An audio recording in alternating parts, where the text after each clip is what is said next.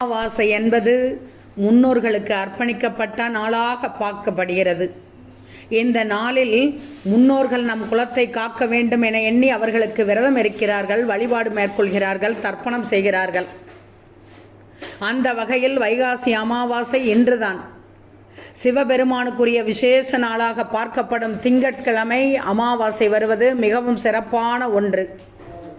இந்த வைகாசி அமாவாசையில் சிவபெருமானை பார்த்துவிட்டாலே போதும், வாழ்க்கையில் இன்னல்கள் நீங்கி மகிழ்ச்சி பெருகும் என்பது நம்பிக்கையாக பார்க்கப்படுகிறது.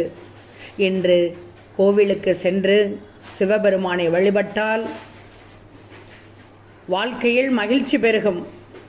இந்த வைகாசி அமாவாசை தினத்தில் அருகில் இருக்கும் எந்த ஒரு சிவ ஆலயத்திற்கும் சென்று அங்கிருக்கும் நந்தி பகவானை வழிபாடு செய்யலாம்.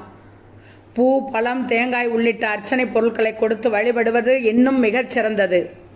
நந்தி பகவானிடம் நாம் என்ன வேண்டுதல்களை வைத்தாலும் அது நடக்கும் என்பது பக்தர்களின் அசைக்க முடியாத நம்பிக்கை.